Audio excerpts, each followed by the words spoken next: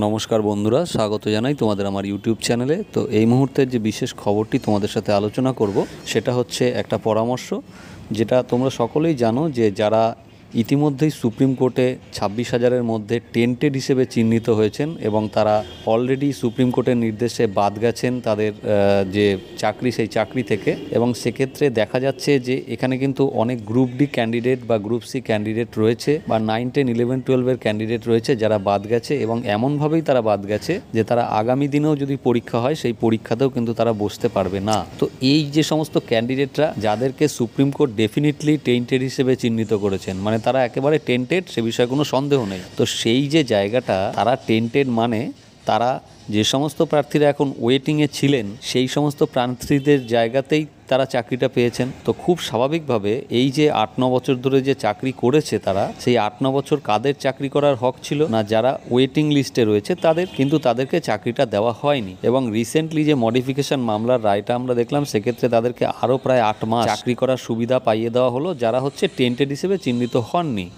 তো এই সমস্ত ওয়েটিং ক্যান্ডিডেট তারাও কিন্তু টেন্টেড হিসেবে চিহ্নিত নন এখনও পর্যন্ত। এবং যদি লজিক্যালি ভেবে দেখা যায় তাহলে দেখা যাবে যে এই সমস্ত ওয়েটিং ক্যান্ডিডেটরা কিন্তু ওই সমস্ত টেন্টেড ক্যান্ডিডেটদের জায়গায় চাকরি পেতেন, কিন্তু এসএসসি দুর্নীতির কারণে তারা সেই চাকরিটা পায়নি। তো ফলত তারা আদালতে কিন্তু এই মর্মে একটা ক্ষতিপূরণের মামলা করতেই পারেন যে যেহেতু ওই সমস্ত টেন্টেড ক্যান্ডিডেটরা পয়সা ফেরত দেবে, অর্থাৎ টাকা ফেরত দেবে, সেটা গভর্নমেন্ট পেয়ে যাবে। তো সেই জায়গাটায় যাদের চাকরি পাওয়ার কথা ছিল, যারা 8 বছর ধরে বঞ্চিত হয়েছেন, একদম জেনুইনভাবে বঞ্চিত হয়েছেন, তাদেরকে কিছু ক্ষতিপূরণ দেওয়া হোক। তার কারণ এটা ঠিক যে তারা কোনো ক্লাস করেননি, তারা যারা গ্রুপ ডি গ্রুপ সিতে বঞ্চিত হয়েছেন, মানে ওয়েটিংয়ে ছিলেন, চাকরি পাননি, তারা কাজ করেননি, এটা ঠিক। কিন্তু তাদের তো হক ছিল, তাদের সেই হকটা কি কারা কেড়ে নিয়েছে? না, যারা পয়সা দিয়ে চাকরি পেয়েছে। তো তারা যখন আজকে টেন্টেড হিসেবে চিহ্নিত করেছে সুপ্রিম কোর্ট তাদের, এবং তাদের পয়সাও ফেরত দিতে বলছে, তো সেখানে গভর্নমেন্টের কিন্তু এই সমস্ত ওয়েটিং ক্যান্ডিডেটদের কিছু ক্ষতিপূরণ দিতে কোনো অসুবিধা থাকার কথা নয়,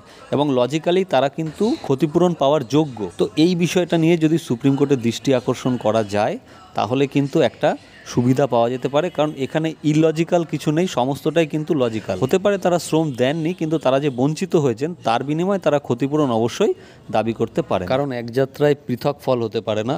কেউ কেউ যারা টেন্টেড হিসেবে চিহ্নিত হননি তারা 8 বছর ধরে চাকরি করেছেন, আর কেউ কেউ টেন্টেড হিসেবে চিহ্নিত না হয়েও তারা কিন্তু হকের চাকরিটা পাননি, 8 বছর ধরে তারা বঞ্চিত হয়েছে। তো বন্ধুরা, এই বিষয়টা তোমরা যারা বঞ্চিত রয়েছো তারা নিজেদের মধ্যে আলোচনা করে দেখো এবং আইনজীবীর সাথেও পরামর্শ করো। আমার মনে হয় এটা আমার ব্যক্তিগত সাজেশান, এতে তোমাদের কিছুটা হলেও লাভ হবে। এই যে ক্ষতিপূরণ, এটার কথাটা এই কারণেই বললাম, তার কারণ হচ্ছে যেহেতু সুপ্রিম কোর্ট থেকে অর্ডার দিয়ে দিয়েছে যে নতুন নিয়োগ প্রক্রিয়া সম্পন্ন করতে হবে, ফলত এই ওয়েটিংরা যদি এখন নিয়োগের দাবি করে সেটা কিন্তু সুপ্রিম কোর্ট শুনবে না। নতুন পরীক্ষার জন্য অর্ডার দিয়ে দিয়েছে, যেহেতু যোগ্য অযোগ্য বাছাই হওয়া এখনো পর্যন্ত সম্ভব হয়নি, তো সেই জন্য অ্যাটলিস্ট ক্ষতিপূরণটা কিন্তু তোমরা পেতেই পারো এবং তার তোমরা যোগ্য। সেই জন্যই বলছি, যারা ওয়েটিং লিস্টে ছিলে এসএসসিতে তারা কিন্তু সবাই মিলে অন্তত ক্ষতিপূরণের জন্য একটা মামলা করতেই পারো। আর যদি যোগ্য অযোগ্য বাছাই হয়ে যায় তাহলে তো সেখানে ওয়েটিং থেকে এমনিতেই তোমরা চাকরি পাবে। এখানে একটা জিনিস যেটা বলার সেটা হলো, যারা নট কল ফর ভেরিফিকেশান ছিলে তারাও বঞ্চিত হয়েছে, এটা আমরা সবাই বুঝতে পারছি বা জানি, কিন্তু